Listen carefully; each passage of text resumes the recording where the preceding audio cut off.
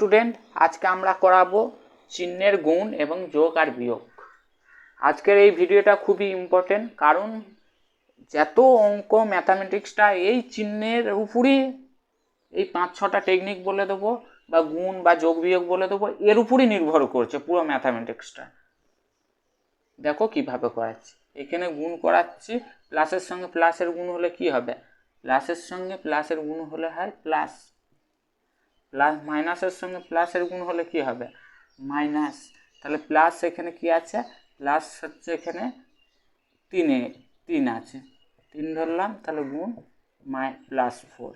তাহলে প্লাসের সঙ্গে প্লাসের গুণ হলে প্লাস লিখলাম, 4 3 12। এখানে হচ্ছে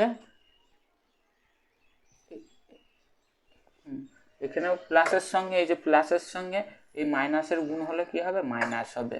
এবং উদাহরণ হিসেবে লিখব, উদাহরণ হিসেবে প্লাসের সঙ্গে গুণ হলে কি? +3 ইন্টু -4। তাহলে প্লাসে মাইনাসে কি হবে? এখানে মাইনাস হবে, 4 3 12 হয়ে গেল।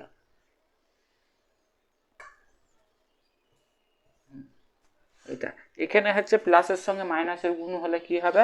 মাইনাস হচ্ছে, প্লাসের সঙ্গে গুণ হলে কি হবে? মাইনাস হবে। তাহলে হচ্ছে প্লাসের সঙ্গে মাইনাসের গুণ হলেও মাইনাস হয় এবং মাইনাসের সঙ্গে প্লাসের গুণ হলেও মাইনাস হবে। তাহলে এখানে -4 ইন্টু +3, তাহলে হচ্ছে কি? -4 3 12। হ্যাঁ, এইখানে আবার একটা উদাহরণ, মাইনাসের সঙ্গে মাইনাসের গুণ হলে, যখনই দুটো মাইনাসের গুণ হবে, মাইনাস মাইনাসে হয়ে যাবে কি? প্লাস। তাহলে এখানে হচ্ছে -4 ইন্টু -3, তাহলে গুণ করলে হয়ে যাবে মাইনাসে মাইনাসে প্লাস, 4 3 12। পুরো অঙ্কটা এই গুণ হলে এইরকম হবে। এবার আমরা আরও